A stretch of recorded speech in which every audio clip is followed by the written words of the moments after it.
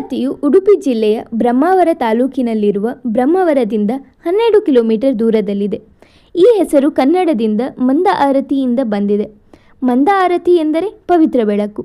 ಬಹಳ ಹಿಂದೆ ನಾಗಲೋಕವನ್ನು ಆಳುತ್ತಿದ್ದ ರಾಜ ಶಂಖಚೂಡ ಇವರಿಗೆ ದೇವರತಿ, ನಾಗರತಿ, ಚಾರುರತಿ, ಮಂದಾರತಿ ಮತ್ತು ನೀಲರತಿ ಎಂಬ 5 ಜನ ಹೆಣ್ಣು ಮಕ್ಕಳಿದ್ದರು.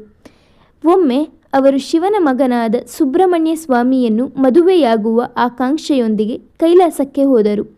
ಈ 5 ರಾಜಕುಮಾರಿಯನ್ನು ನಂದಿ ದಾರಿಯಲ್ಲಿ ತಡೆದು ನಿಲ್ಲಿಸಿ ಅವರನ್ನು ಹಾವುಗಳಾಗುವಂತೆ ಶಪಿಸಿದರು. ಶಂಖಚೂಡನ 5 ಜನ ಹೆಣ್ಣು ಮಕ್ಕಳು ಶಾಪಗ್ರಸ್ತರಾದರು. ಕ್ಷಣ ಮಾತ್ರದಲ್ಲಿ ಅವರು ಹಾವುಗಳಾಗಿ ಮಾರ್ಪಾಡಾಗಿ ಭೂಮಿಗೆ ಬಿದ್ದರು.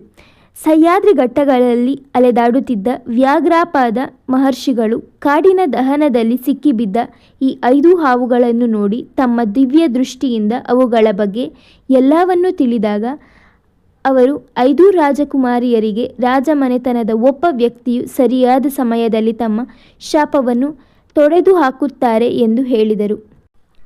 ಈ ಮಧ್ಯೆ ಸಹ್ಯಾದ್ರಿ ಪರ್ವತಗಳಲ್ಲಿ ವೇಷ ಧರಿಸಿ ಅಲೆದಾಡುತ್ತಿದ್ದ ಅವಂತಿಯ ಮಹಾರಾಜ ದೇವವರ್ಮನು ಈ 5 ಹಾವುಗಳನ್ನು ನೋಡಿ ಅವುಗಳನ್ನು ಉಳಿಸಲು ನಿರ್ಧರಿಸಿದನು.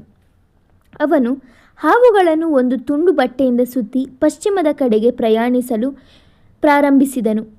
ಹಾವುಗಳ ಬಟ್ಟೆಯ ಹೊದಿಕೆಯಿಂದ ಜಾರಿ ಪಕ್ಕದ ಗೆದ್ದಲಿನ ಗುಡ್ಡವನ್ನು ತಲುಪಿದವು.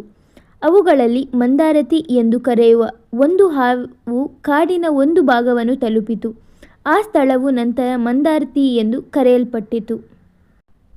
ದೇವಾಲಯದಲ್ಲಿ 9 ದಿನಗಳಂದು ನವದುರ್ಗೆಯರಿಗೆ ಪೂಜೆ, ಚಂಡಿ ಹೋಮದೊಂದಿಗೆ ನವರಾತ್ರಿಯನ್ನು ವಿಜೃಂಭಣೆಯಿಂದ ಆಚರಿಸುತ್ತಾರೆ. ಮಕರ ಮಾಸದಲ್ಲಿ 5 ದಿನಗಳ ಮಹೋತ್ಸವ ನಡೆಯುತ್ತದೆ. ಕುಂಭ ಮಾಸದ ವಾರ್ಷಿಕ ಜಾತ್ರೆಯು ಪ್ರಮುಖ ಹಬ್ಬವಾಗಿದ್ದು ಹಲವು ಸ್ಥಳಗಳಿಂದ ಸಹಸ್ರಾರು ಭಕ್ತರು ಆಗಮಿಸಿ ಸೇವೆಯನ್ನು ನೀಡುತ್ತಾರೆ. ಪ್ರತಿ ಶುಕ್ರವಾರ ನಡೆಯುವ ವೀರಭದ್ರ ಮತ್ತು ಕಲ್ಕುಡನ ದರ್ಶನವು ಭಕ್ತರನ್ನು ಸೆಳೆಯುತ್ತದೆ. ಆಯ್ಗುಳಿ ಮತ್ತು ಹುಲಿ ದೇವರ ಮುಂದೆ ಕೆಂಡ ಸೇವೆ ವಿವಾಹಿತ ಮಹಿಳೆಯ ಮಾಂಗಲ್ಯ ಭಾಗ್ಯವನ್ನು ಕಾಪಾಡಲು ಮಾಡುವ ಸೇವೆಯಾಗಿದೆ. ಮಂದಾರ್ತಿ ದೇವಸ್ಥಾನದ ಆವರಣದಲ್ಲಿ ನಡೆಯುವ ವಿವಿಧ ಸಾಂಸ್ಕೃತಿಕ ಧಾರ್ಮಿಕ ಚಟುವಟಿಕೆಗಳು ಮತ್ತು ವಿಶೇಷವಾಗಿ ಯಕ್ಷಗಾನವು ಈ ಪ್ರದೇಶದ ಶ್ರೀಮಂತ ಸಂಪ್ರದಾಯಗಳನ್ನು ಮುಂದುವರೆಸುವಲ್ಲಿ ಜನರ ಸಮರ್ಪಣೆ ಮತ್ತು ಭಕ್ತಿಯನ್ನು ಪ್ರತಿಬಿಂಬಿಸುತ್ತದೆ. ನಾಗತೀರ್ಥ ಕೆರೆಯಲ್ಲಿ ಕೈಕಾಲು ತೊಳೆಯುವುದರಿಂದ ಚರ್ಮ ರೋಗ ನಿವಾರಣೆಯಾಗುತ್ತದೆ. ಈ ದೇವಸ್ಥಾನದಲ್ಲಿ ಪ್ರತಿನಿತ್ಯ ಅನ್ನಸಂತರ್ಪಣೆ ಇರುತ್ತದೆ. ಮಂದಾರ್ತಿ ಶ್ರೀ ದುರ್ಗಾ ಪರಮೇಶ್ವರಿ ದಶಾವತಾರ ಯಕ್ಷಗಾನ ಮೇಳದಲ್ಲಿ 5 ಮೇಳಗಳಿವೆ. ಯಕ್ಷಗಾನವು ಉಡುಪಿ ಜಿಲ್ಲೆಯಾದ್ಯಂತ ವಿವಿಧ ಕಡೆಯಲ್ಲಿ ವರ್ಷಪೂರ್ತಿ ಜರುಗುತ್ತದೆ. ಯಕ್ಷಗಾನದಲ್ಲಿ ಸಂಪೂರ್ಣ ದೇವಿ ಮಹಾತ್ಮೆ, ಕ್ಷೇತ್ರ ಮಹಾತ್ಮೆ ಎಂಬ 2 ವಿಧಗಳಿವೆ. ಯಕ್ಷಗಾನವನ್ನು ಜೋಡು ಮೇಳ, 5 ಮೇಳಗಳಾಗಿಯೂ ವಿಂಗಡಿಸಲಾಗುತ್ತದೆ. ಯಕ್ಷಗಾನವನ್ನು ಮನೆಯ ಅಕ್ಕಪಕ್ಕದ ಪ್ರದೇಶಗಳಲ್ಲಿ ಅಥವಾ ದೇವಸ್ಥಾನದಲ್ಲಿ ನಡೆಸುವ ಮೂಲಕ ಸೇವೆಯನ್ನು ಪೂರ್ಣಗೊಳಿಸಲಾಗುತ್ತದೆ. ಮಂದಾರ್ತಿ ತಾಯಿಯು ಯಕ್ಷಗಾನ ಪ್ರಿಯೆಯಾಗಿದ್ದು ಇಲ್ಲಿ ಹರಕೆ ಯಕ್ಷಗಾನವು 2045ರವರೆಗೆ ಬುಕಿಂಗ್ ಮಾಡಲಾಗಿದೆ.